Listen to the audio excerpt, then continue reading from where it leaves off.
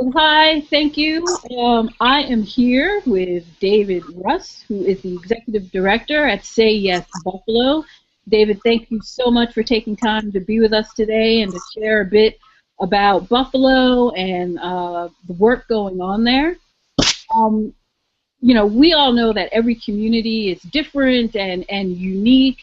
And so I want to start with a couple of kind of context setting questions for you. So if you could describe the community of Buffalo to us, very briefly in a few sentences, but what is it that we need to know about Buffalo, what makes it unique, and sort of the context there? Sure. So first of all, Tanya, thanks for having me. We're grateful to partner with America's Promise with a similar shared vision of increasing post-secondary completion for students in our community, which is the same mission as you have. Lifelong Buffalonian, it is a wonderful community, and it is rebounding by any measurable account right now. Whether you look at the economy or post-secondary going rates or high school graduation rates, employment rates, there's good things going on here. That said, Buffalo has struggled for literally probably 4 decades now. It was a traditional manufacturing city. And as jobs left the region in the 1950s and 1960s, we saw a big dip in our population. And it's led to the challenges that you see in many northeastern communities right now, especially those that were titled the Rust Belts. I think of particular note right now here is the fact that at the last census, Buffalo was described as the third poorest large urban city in the country. We have a graduation rate for our public school system that's hovered around 50% for far too long now, well over a decade. We're graduating about 25% of our young men of color, so we're losing generations.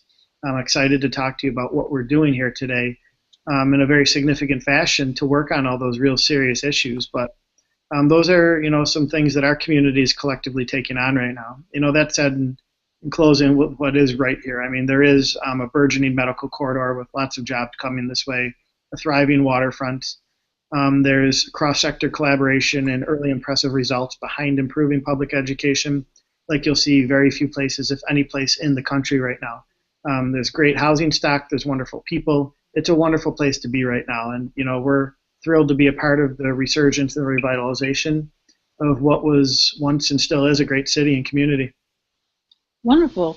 And so, you talked a little bit about some of the overarching challenges that the community is facing.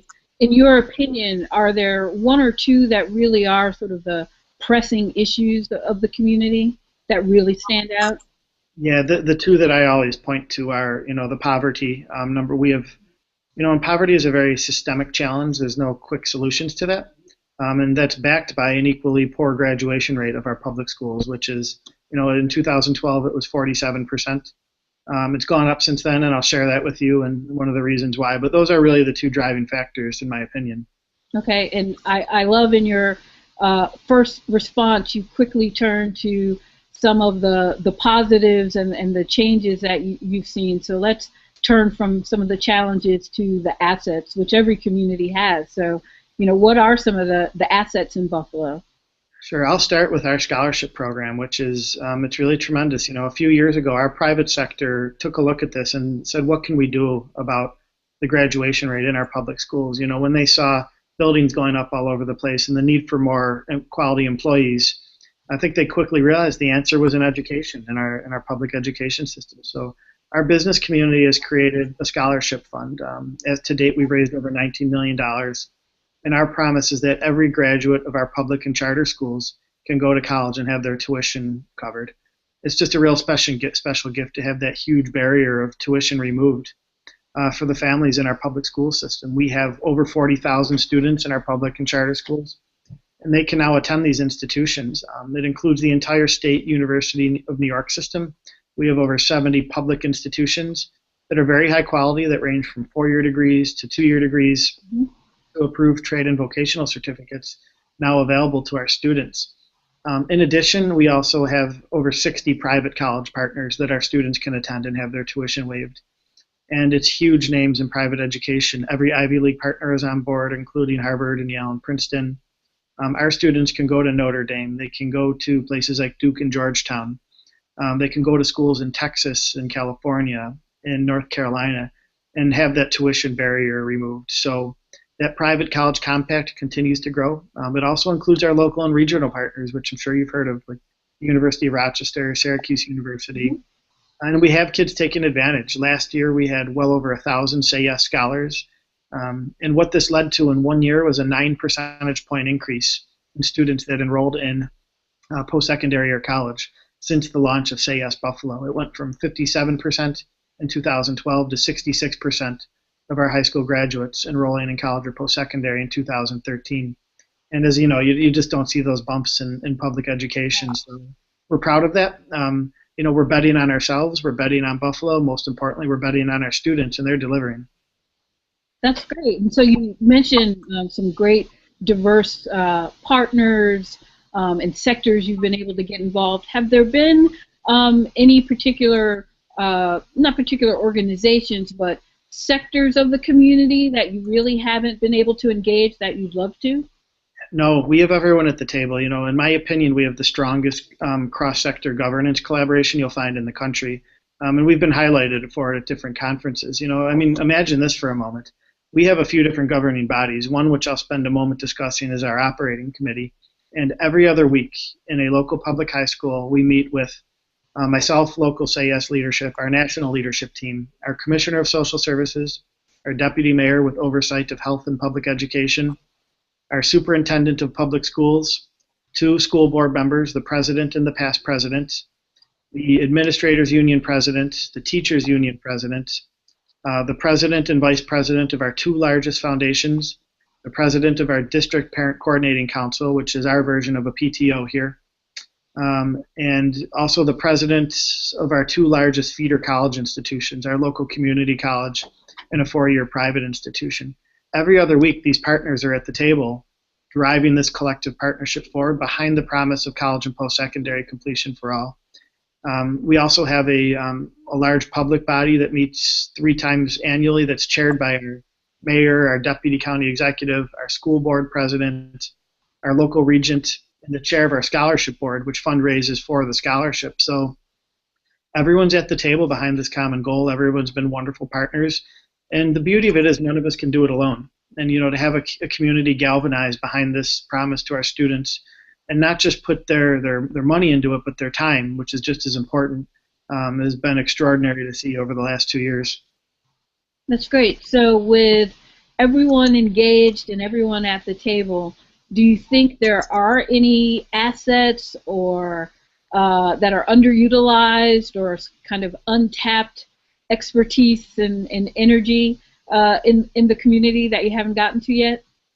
Well, first of all, we're humble in this work. We can always do better in engaging. I think that our mission will always be a good organization because of our mission. We'll be great if we continue to serve this community in a stronger fashion and look for areas for improvement. And when I say we as this county government, our city, our school district, and ourselves, I think collectively we can do a better job. Working with our parents. They are our strongest asset locally. In my opinion, probably our most underutilized asset at this point. And, that's why with our Grad Nation Summit, we've really chosen to focus on parent engagement. It's so important in a child's life. There's so many factors children in our community deal with on a day-to-day basis, whether it's health or lack of healthy foods or access to health care or public transportation or, the housing stock in a community. There's just a myriad of factors that come with poverty. I'm not saying all of our families are poor, but I just think that we can do a really good job engaging our parents and making sure that they understand the promise and potential that their children have. And we're really looking forward to our Grad Nation Summit, and more importantly to that is the follow-up and delivery on some high-quality parent engagement here in Buffalo. Mm-hmm. That's great. So what's been some progress or positive impact that you all have made recently that you're really proud of, whether a big victory or small victory? Sure, I can point to numerous things. I'd shared we're very proud of the fact that in 1 year our high school graduation rate went up 8 percentage points and our college matriculation rates went up 9 percentage points. Those are big numbers. Behind that though too, we've been working with our partners to implement high quality services for students and families in our public school buildings. So By January of this year, we will have a family support specialist done in partnership with our county government in all 55 public school buildings. Today we're in 49.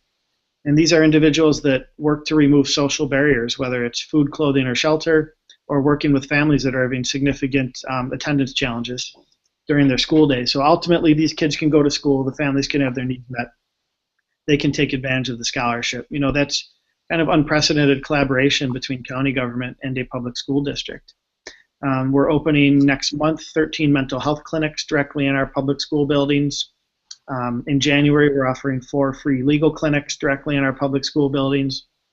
This past summer, every child was able to participate in a summer camp model based on academics, but also, you know, the arts, the music, recreation, structured recreation, things that students enjoy. So again, we're not just putting the scholarship in place, we're trying to galvanize behind real high quality resources for students and families based right in public school buildings where they're highly accessible. So, you know, we're proud of that collectively.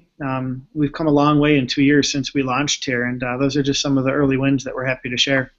That's great. Thanks so much, David. So I have one final, very important question for you.